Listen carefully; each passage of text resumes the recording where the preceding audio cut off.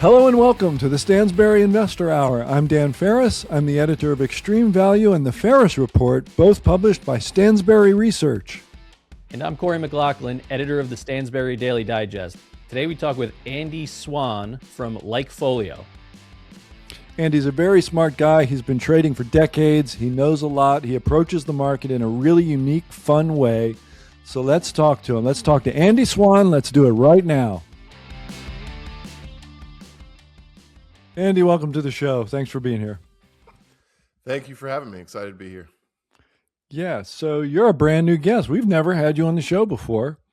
And maybe we'll let you just sort of tell our listeners a little bit about yourself. Give us the 30-second background on how you got where you are today. Yeah, I've been trading for probably since college, so 26, 27 years on my own. I've also created a few companies around trading and especially trying to help active and individual investors. And so the company that we have now is called Likefolio. We focus on, identifying big consumer shifts in consumer spending behavior, consumer trends, that sort of thing by, ingesting a lot of content from the web, a lot of user-generated content from social media, et cetera. Try to figure out where the customer dollars are going before Wall Street takes notice. That's kind of our big play. And we've gotten pretty good at it. We've been doing that for a little over a decade and sending out those notices to subscribers and to hedge fund clients and things like that. So that's my shtick. And, you can kind of think of it as buy what you know on steroids. Right. You reminded me a little bit of the Market Wizards guy, Chris Camillo. You ever heard of him? Yes. Yeah. He focuses on social media for a lot of his research, and he, automates how he looks at it and stuff. But do you use social media at all as a research tool? Yeah, we do. We've had extraordinary contracts with Twitter, now X, where we ingest almost the entire fire hose at once. We use AI to search Reddit, Google search trends, Twitter posts, anywhere we can find natural language of people in real life talking about brands or products that they love or what they're buying or where they're eating or where they're not eating anymore, that kind of thing. We are trying to ingest it and analyze it and find signal for the stock market. That is cool. That's really cool, because you would think, I mean, I assume that the idea is they talk about what they're doing right now, and if they've only recently started to talk about it, or they're talking about it within the last few months, maybe it hasn't hit the financials yet. Yeah. Maybe it's not in the market yet. Yeah, that was actually the way that we discovered this. Our original design for Likefolio was connect your social media accounts. Let's look at what you and your friends are talking about. Let's build a portfolio of the companies that you and your friends like, a Likefolio. But what we found really quickly and almost by accident was that the data we were ingesting was much more powerful and useful to us as traders and investors than the output of the Likefolio. And so the kind of aha moment for us was, the company Deckers Outdoor. They own Uggs boots. And we were going through our data and we thought something was wrong with our data collection process, because when we looked year over year for the fourth quarter, this was several years ago. I think it's 2017, maybe 2015. We looked year over year at the Q4 numbers for Uggs boots, and there was this massive drop off in the current year for mentions of buying Uggs boots. And we thought our data ingestion must be broken. Something's not right here. Double checked, triple checked. We're like, no, just people aren't buying Uggs boots this quarter, this holiday quarter. This is a big deal. We put out a little note on our Likefolio blog. It got traction on Yahoo Finance, and 4 days later, Deckers Outdoor reported earnings that were completely terrible. The stock tanked 30-something%, and we said, okay, I think we're a data company now. Yeah, I remember it. Wow. So you presaged that. That was a big one. Um, and caught a lot of people. Obviously, 38% drop in one day is like that's catching a lot of people by surprise. But you were Yeah. able to anticipate it, which is huge. Yeah, and Um, it was accidental. Amazing. We kind of tripped Well, into a gold mine there, but we recognized what we had and really pivoted the company into that kind of social data analysis company that we've grown to become. that What is so what cool. platforms are you? What platforms do you kind of look at now? Is it all Twitter? Is it others? We got all kinds of social media stuff happening Yeah, now that we didn't. we've Yeah. got it's a crazy amount of stuff. It's X is very good because people talk pretty naturally and the data is pretty concise. Reddit is phenomenal. We are ingesting App Store download data. We're ingesting website visit data. Sometimes you can get that down to the subdomain or to the product level so that you can see if people are searching for a specific product or hitting a specific product's um, buy page more often. Mhm. Google search trends, and we're even starting to get into some of the AI stuff because a lot of people have shifted their behavior from searching Google to just chatting with Chat GPT or Claude or one of these about the problem that they're having, and it's giving product recommendations. So we want to be on top of that too. So it's like a constantly moving target, but we try to stay ahead of it as well as we can. Huh. Yeah, Can yeah, that's can any interesting. The AI piece is that's brand new, right? Wasn't thinking Yeah. of that. How to scour even Chat GPT or Claude. I don't know. I can't even begin to think about that. But Yeah, uh, we don't get that we don't get that data output as in how many times it's recommended a certain product, but what we do is we use APIs to query it as if we're users and pretend and then see what products it recommends. So if we might go in there and say, "Hey, I'm a man that's getting into running. What shoes should I look at?" And lo and behold, they're recommending On Running, and so we know that that's probably happening at a little bit of scale at this point. interesting. Very cool. Yeah. I like this. I like this idea a lot. Is this data available to anybody? How do you get it? We pay a lot of money and we build a lot of scraping tools and AI agents to go out and get it for us. Yeah, but Wow. but it's almost all publicly available data. None of it is identifiable down to the individual level. We don't know what Dan has searched for or what sites Dan has gone to or products Dan has bought, but we know that 35% more people, are visiting Lemonade for insurance than were a quarter ago. Is that a real stat or is that hypothetical? That's Like probably underselling lemonade? it on Lemonade, but that's one we love. Yeah, I just threw that out there. That's definitely underselling it. I think they're starting to get some real traction. Okay.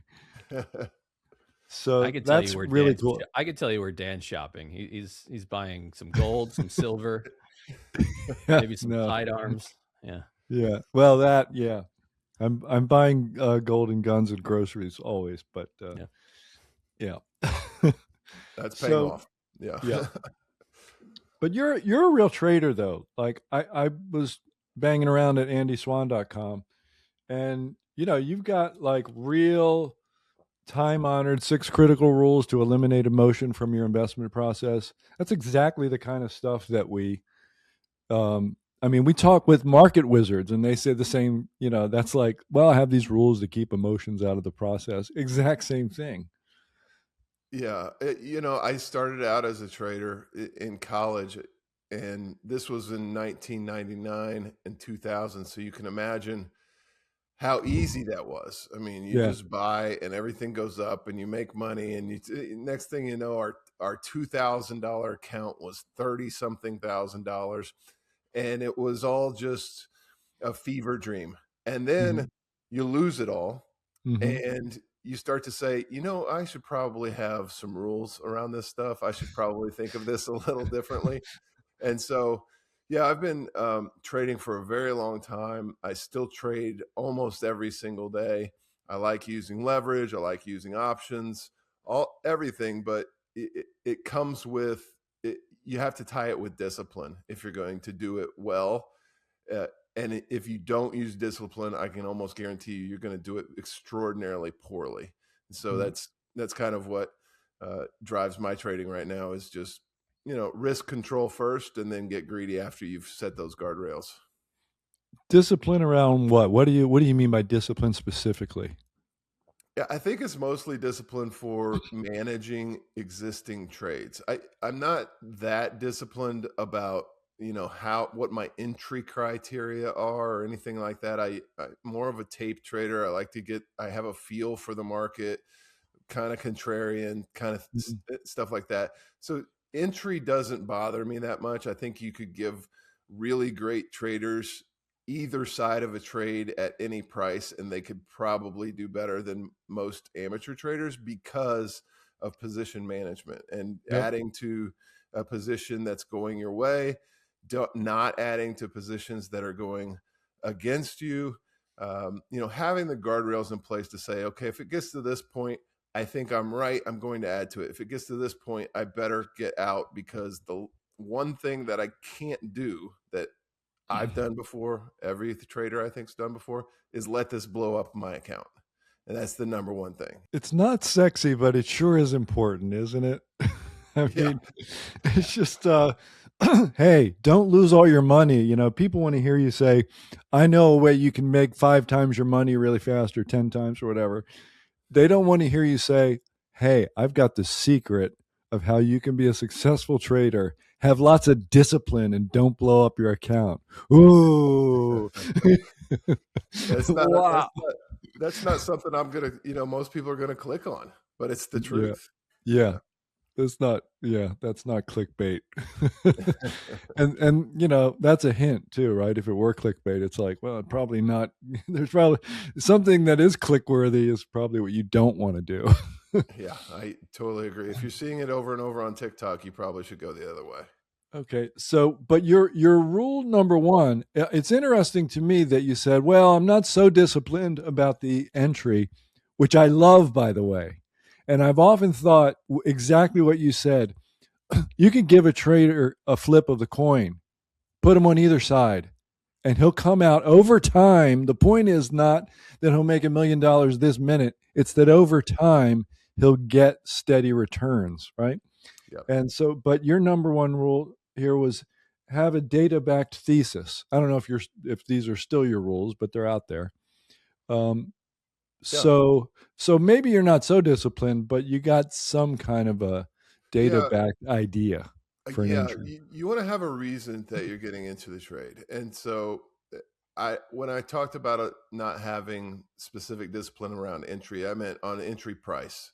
Uh, I want to know why I'm buying a stock, or sometimes why I'm shorting a stock. And it has to be data driven. I lean on our data in terms of, I know that more people are visiting, again, I'll use Lemonade as an example. More people are visiting Lemonade's site. I know that more institutions are looking at Lemonade in terms of partnering for insurance.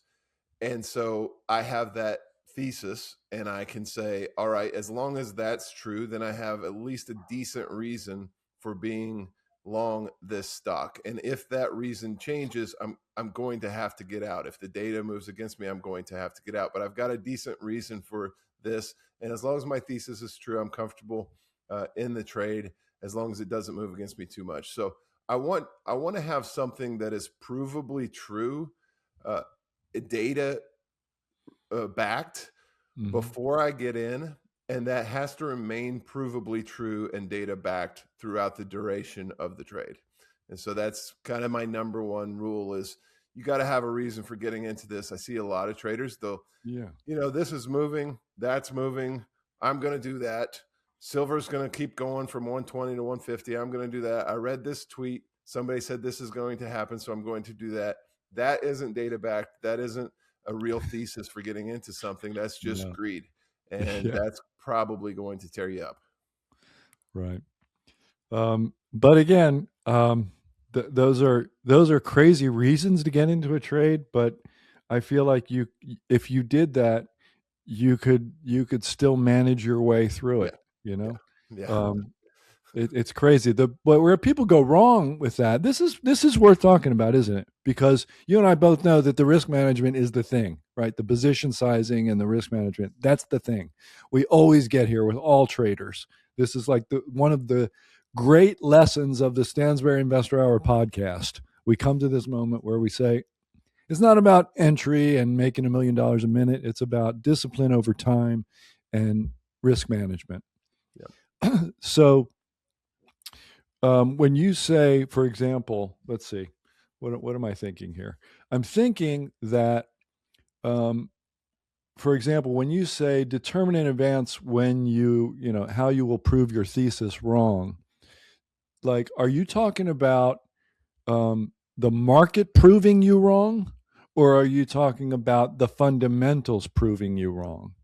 I Like, really both. And I think when I talk about the fundamentals, so there's two ways for my thesis to be proven wrong. Let's say, for example, I think Rich Tech Robotics, ticker symbol RR, stock that we love. I think that they're starting to get inroads with enterprise level accounts for their AI robots that are going to replace the hotel cleaning ladies and the Starbucks baristas. And so that's my reason for getting into the stock. wow. First of all, I need to see over time, and now I'm in the stock. Okay, I need to continue to see data showing that, in terms of Likefolio data, that more and more people are visiting this website. More and more people are talking about these robots. More and more, we're seeing the signs of real adoption. Number two, I need to see that that adoption is translating into financials for the company. That takes a lot longer time, 3, 6, 9 months, but that can happen too. And so I need to see that start to materialize. Either one of those fails, then my trade has failed. The other way that my trade can fail is by simply saying, all right, when I got into this, I thought support was at $2.90. And that's whatever percentage drawdown from here, a risk I'm willing to take for my position size.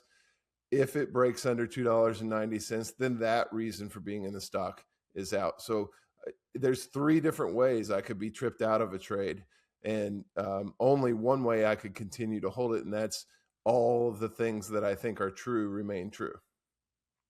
I say, wait a minute. The 3 ways are like technically and price. Price. A support level fails, it hits a maximum loss level of mine. Right. Second is our, internal proprietary data says that what we thought was happening with the consumer is no longer happening. The website visits are dropping. People aren't talking about this product anymore. And then the third is whatever is happening is not translating to Wall Street reporting results the way that we thought. And got it. Yeah. Very interesting. That's a substantial bar, actually, isn't it? Because you can get 2 out of 3.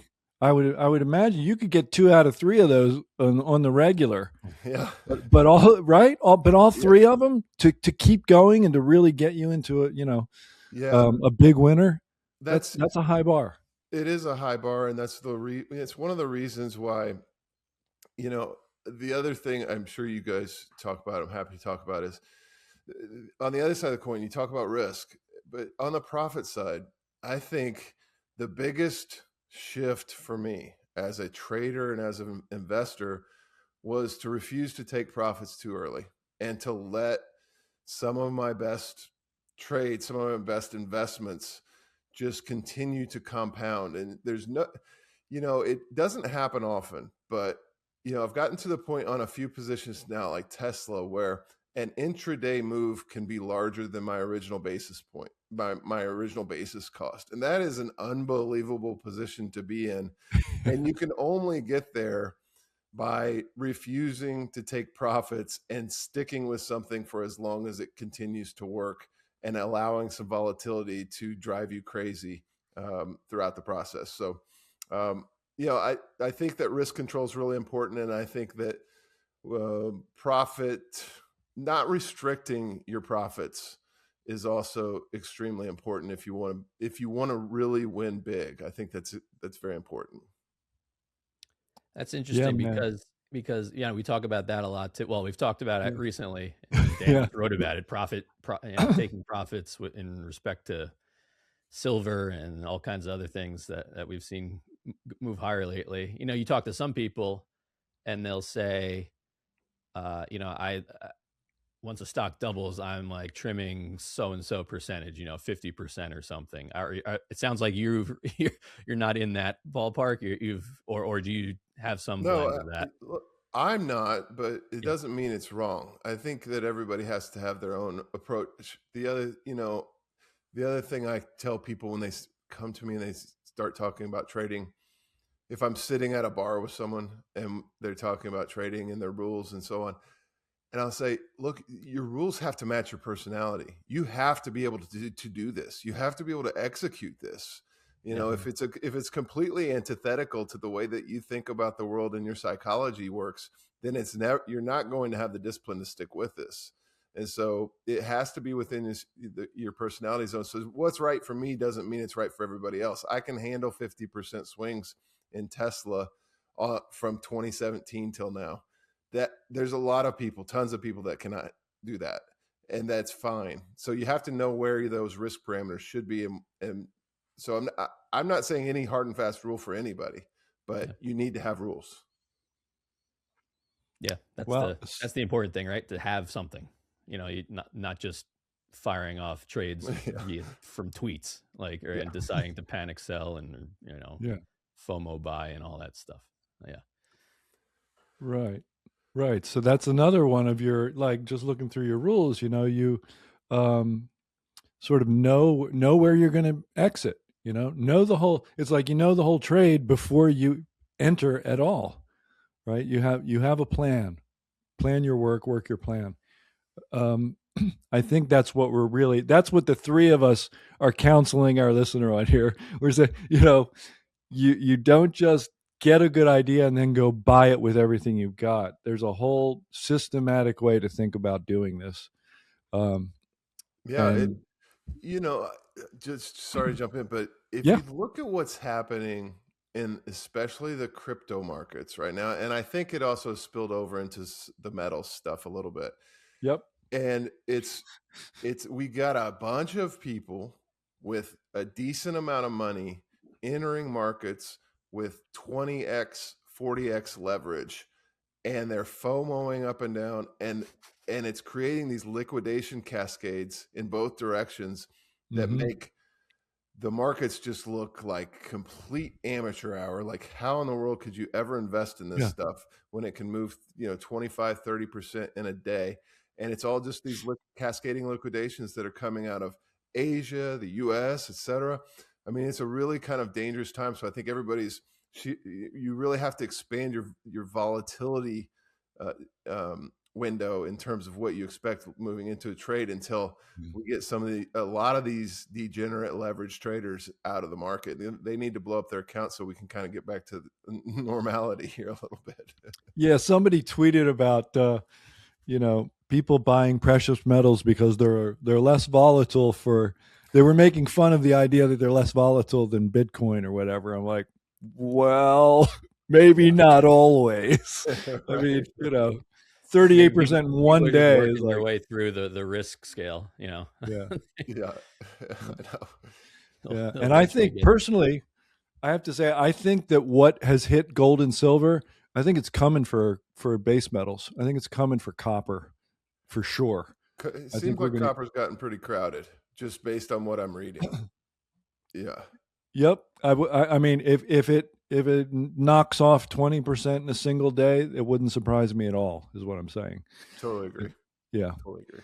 So I think that just the excitement can go anywhere because anybody on Robinhood can buy anything.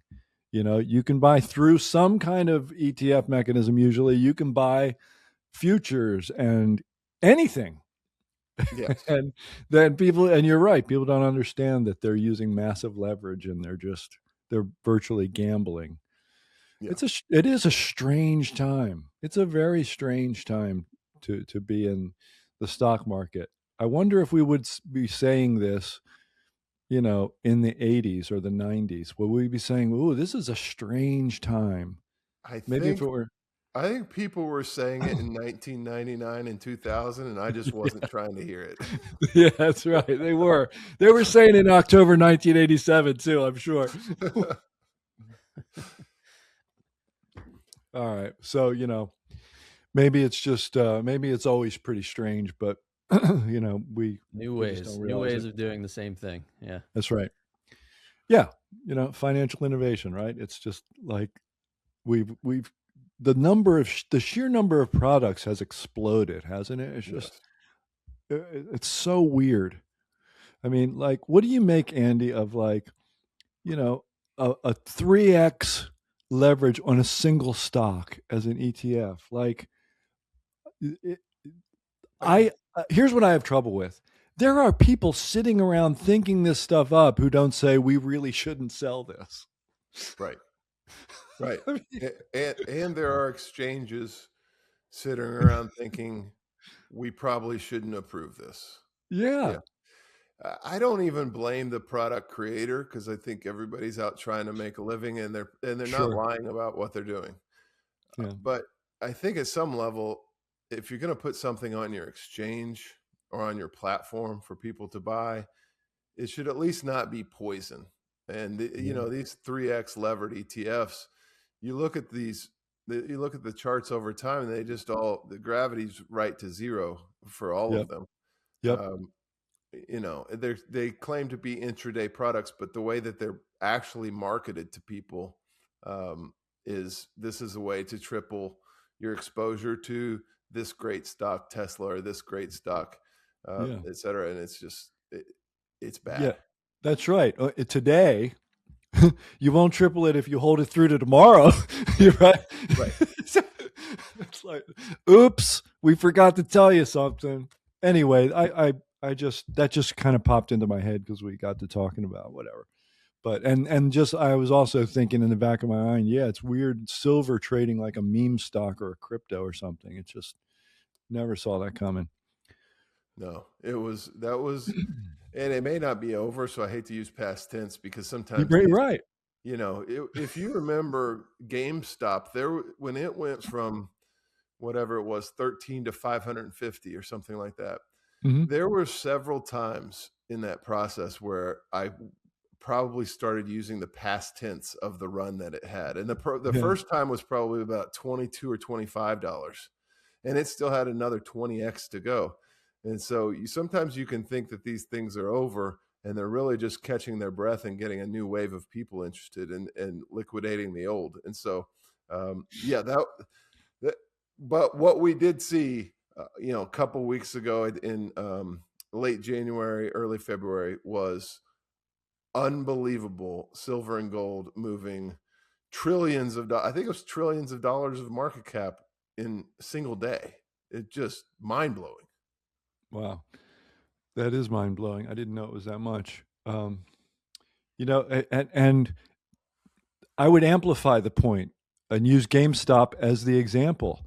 If you look at the market cap and where it is and where the chart is today, it's still way elevated versus, before the, maybe a year before the meme stock high or so. It was $1 or something. I mean, it was nothing. And it's still, and after the initial spike, there were a few more. It was not over. It doesn't even look like it's over now, just because it's still, it's classic Soros reflexivity, right? The market action has changed the fundamentals of the company, and they raised equity and did whatever they did. I mean, bizarre, absolutely bizarre. And I'm glad it worked, because I also you just have to give credit to the guys that were literally sitting there on Reddit and identified this opportunity and basically overtook the company, and forced the executives of the company to be successful. And wow, we can raise money. Well, okay, we should raise money. Wow, we've got $1 billion in the bank now. We're not going bankrupt anymore. this is fantastic. I mean, Yeah, that's right. yeah, What just happened? Yeah. it's amazing. It was an amazing thing that happened. And they're probably, and just like you were saying, Dan, I think that they are still elevated versus those levels. The company has changed, but what's still in the back of people's minds that saw that, or more likely missed it, is that Hmm. the next time there's any hint of any short squeeze type of rally in the markets, Hmm. GameStop stock will still be top of mind for that movement, and will Yeah. still be one of the ones that people lean into because Yeah. of the run that it had before. So you kind of just got to keep that on a watch list, I think. Yeah. Speaking of those, 3x levered charts, have you seen AMC lately? That was not top of mind anymore. No, no, that one's yeah. It can go the other way too. It could go the other way. That's right. There you go. All right. So, do you got any? We've been good at teaching our listener how to fish. You got any fish that you want to throw their way? Anything you really like right now? Any trades? Any stocks that you'd Yeah, like to share? yeah. I'm thinking of the world, and it's everybody's talking about it. Everybody already knows that AI is changing the world. I'm not Mhm. sure that people truly understand how much and how fast that's happening and how much that's Mhm. accelerating. And so, Yep. everything that we've been thinking about lately has been AI related, but not necessarily. I'm kind of tired of the Nvidia type of play and the chip plays. I'm thinking more about like next steps. And so, um, we continue to love AI infrastructure build out because we think the world's always going to need more power. I don't know that there's ever been uh, successive decades where you didn't need more power than you needed before. So we got into Oklo, or is it Oklo? Yeah. OKLO. Yeah. Um, really nice entry there, and starting to really like it again on some pullbacks here. In terms of agentic AI, I already mentioned Lemonade, Hmm. the from the ground up AI insurer, ticker symbol LMND. Hmm. They got a partnership now with Tesla that I think is going to really change both of their worlds, in a really positive way. And then we're also just getting really, really hot into the space trend. I think, um, you know, what Elon Musk is doing and starting to put, these data centers into space, and you're starting to see, and I use space very loosely because it's orbit, but Yeah. but but you're shooting things up into the sky that can do computing for you, and that's an interesting use case of putting things into orbit that did not exist before. And so, we love that, a company called Planet Labs, ticker symbol PL. It's basically the Bloomberg terminal of Earth data. It's up 75%, I think, since our report in October. So those are some names we like here. It's all kind of AI related, tangentially AI. And, I feel like we're at the second inning of the railroads being laid, and there's still a whole lot of money to be made. All right. There was my wife and I saw a movie. I don't know if we watched the whole thing. It wasn't that great. A movie, I think, if my memory serves me, called Heart of Stone with Gal Gadot, about the I think it was called The Heart, was the data center in orbit over the Earth. Really? And yeah, that was at the center of the whole plot. Wow. Yeah. So, I don't know. You might want Elon's to. making it reality. Yeah. And Yeah. and here you are talking about it. I'm like, Yeah. wow, how come I didn't know this was real? So that's Yeah. You start to wonder how much of our entire reality is built on the back of fiction writers from 20 or 50 years ago. yeah, Yeah. that's right. It is interesting. With I don't know, with one of those stocks in particular, how do you make the jump from consumer patterns or behavior, what you're seeing in data, to, like, I don't know, say an Oklo or a PL or a Lemonade? Like what do you kind of look for, um, Yeah, to get because there? there's Yeah, not really consumer activity around Yeah. those Yeah. right. those companies. So that's a great question. So that's where we've started to really lean on, um, the Google search data is good. The website traffic data, if you're looking at the right sections of the site, if you're looking at traffic to the proper section of the site, can be very telling, because that's where a lot of due diligence of partnerships, of build outs, etc., starts from. So one of the reasons we caught Oklo fairly early wasn't just the thesis of the world's going to need more power and they have a great product. We actually discovered it because we saw so much more interest in the key sections of their website that talked about how to contact them and how to deploy these at your site. And so, that's the way that we look at it. You got to be careful. You can't just move on the first, kind of. It has to be a sustained type of thing. But that's the way we think about those things, because you're right. Consumers are not talking about, installing an Oklo instance in their backyard. Yeah, but that's really smart what you're talking about. I mean, it's the same idea, just applying it to, not everybody can figure out how many times people are, or how often people are contacting Oklo. So that's valuable for sure. Do you have a current example that's more of a straight consumer type play?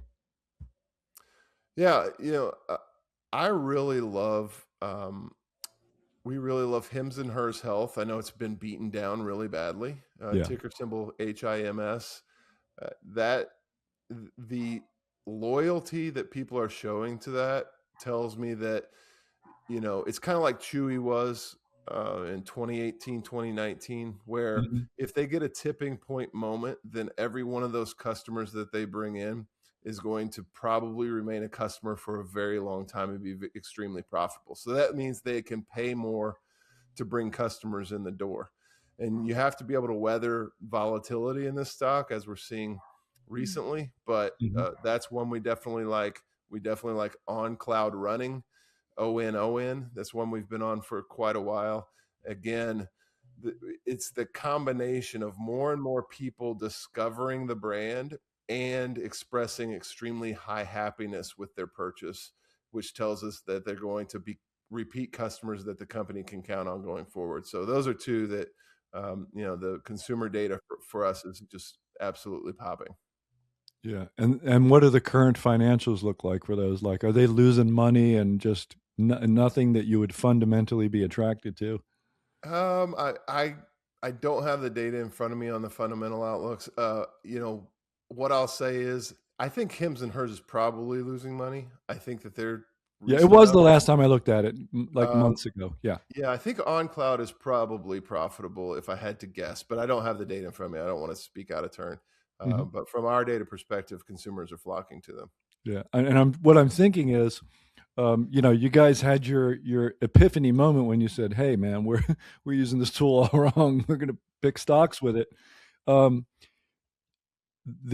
What I've seen with like small mining stocks and all kinds of things is there's this moment when it goes from, a moment could be months, when it goes from everybody says it's going to lose money and it's not going to work to cash flow positive, gap, profitable, and it's a rocket ship.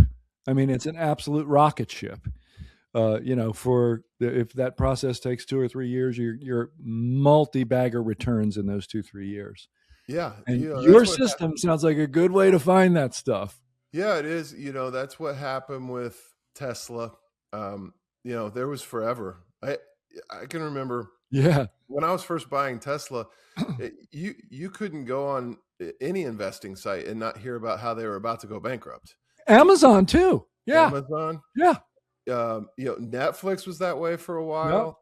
Yep. All the really big ones, they started out losing money, and they started out losing money hand over fist, but they continued to bring in new customers that were telling their friends about the product and were creating viral feedback loops of positivity for the product and for the company.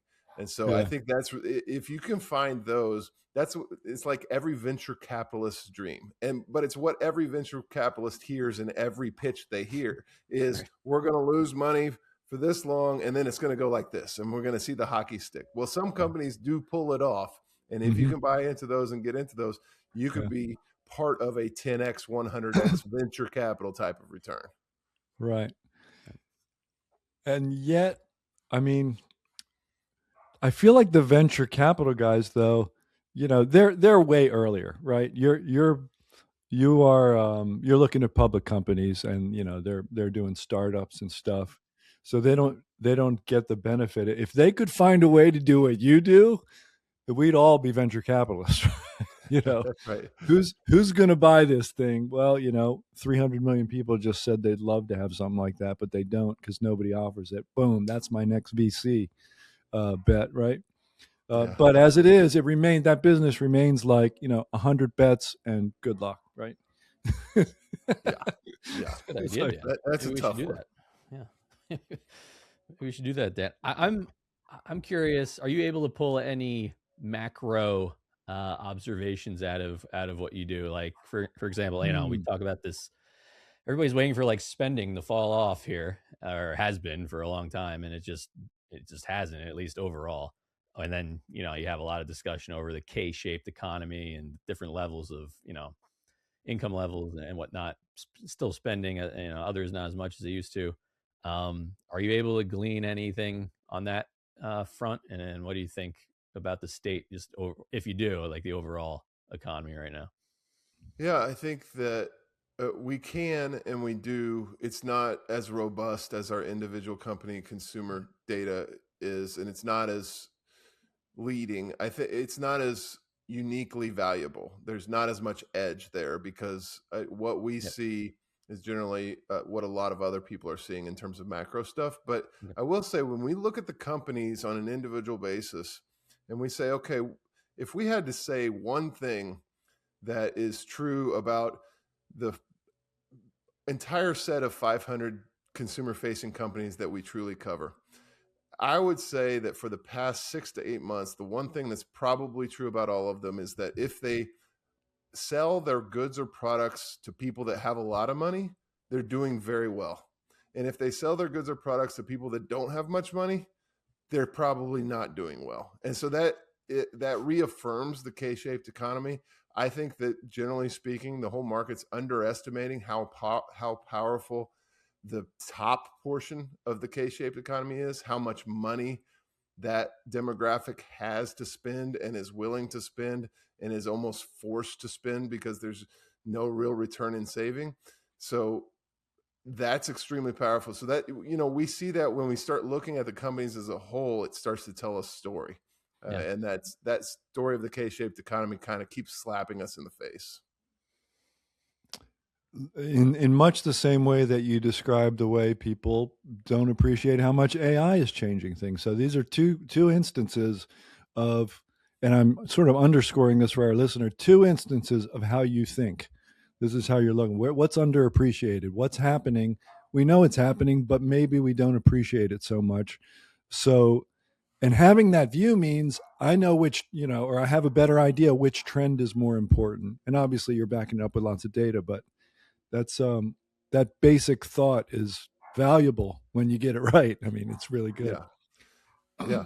And again, I'd have to see data to show me that I'm wrong at this point, because it's been right for 6 to 8 months. So I'm going to continue to ride that. I'm not going to try to predict when the K-shaped economy flattens out, or when the top half of the K-shaped economy, or top 10% that's driving the top half of the K, is going to peter out. It's just not yet. That I know that right now. So that's what I'm going to continue to play.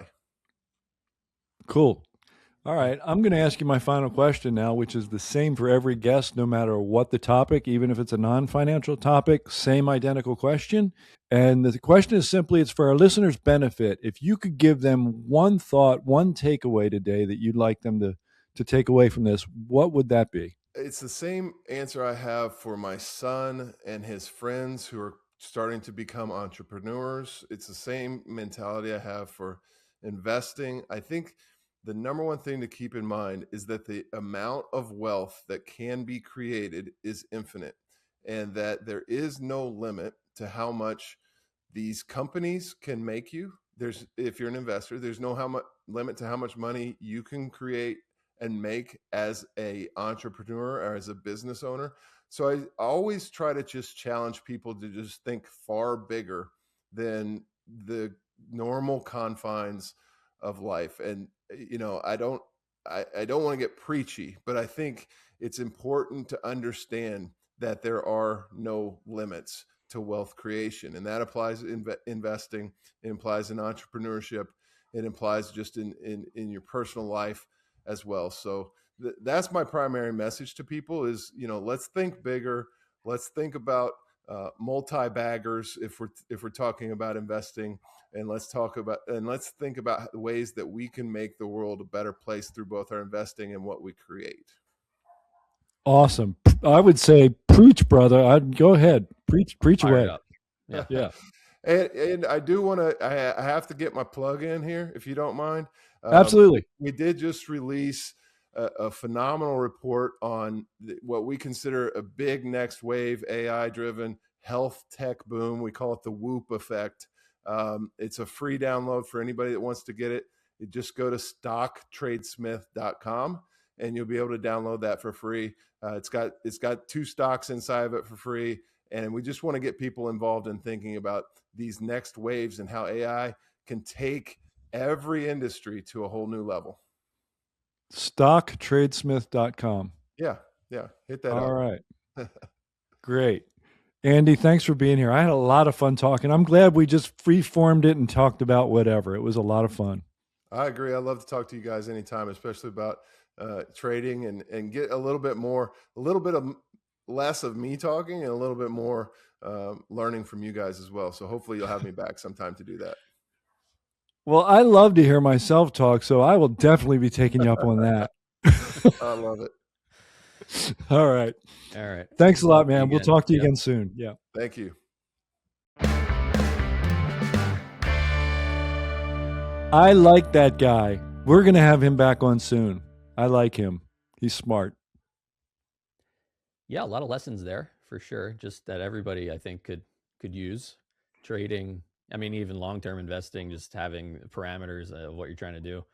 And it's interesting what he does, finding data and then unique observations, and then using that as a way into find companies and get the companies, whether they're worth buying or trading or not. So yeah, that was fun. And I really interested in that last comment there about like the K-shaped economy, and just, I mean, that's what we're seeing, right? And so to hear him say it the way he did, well, that's what I'm seeing. And to hear him say it the way he did, it's about if companies that are, sell to people who have money, doing fine, everybody else not so much. I mean, it's very simple in that way. And I think it's true. So yeah, that was fun.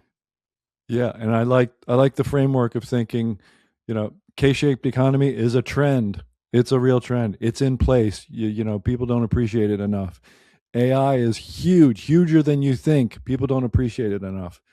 That's valuable because that it serves as a razor to all the things that might not be, as solid of a trend as you would think, as you would like them to be, right? It's intellectually valuable, and it helps you focus your mind on, where the money in the market is going to be in the next several months. Simply put, it's a good way of looking at things. And I got to tell you, I'm jealous. Like, I use AI for all the fundamental kind of stuff that I look at in companies, and I just pile documents into a folder and point AI at them and query it in all kinds of different ways and ask it to do all kinds of things that I do, as an equity analyst. But I mentioned Chris Camillo, and now we've talked to Andy. Their ability to point their software at these, all this information on places like Reddit and X, Twitter, and find out what people are doing now that might not be in the market. Man, I have serious envy of that skill. I want to learn how to do that because it sounds huge. Sounds like you could, there's a lot of predictive value in that data. A lot of huge trades just sitting there waiting for somebody like Andy or Chris to find them. So I'm glad I know Andy. I'm going to become his best friend and have him teach me how to do that. Keep feeding you tickers. Yeah. Yeah. All right. Well, that was a lot of fun. That was a fun interview and a fun episode of the Stansberry Investor Hour. I hope you enjoyed it as much as we really, truly did. Opinions expressed on this program are solely those of the contributor and do not necessarily reflect the opinions of Stansberry Research, its parent company, or affiliates.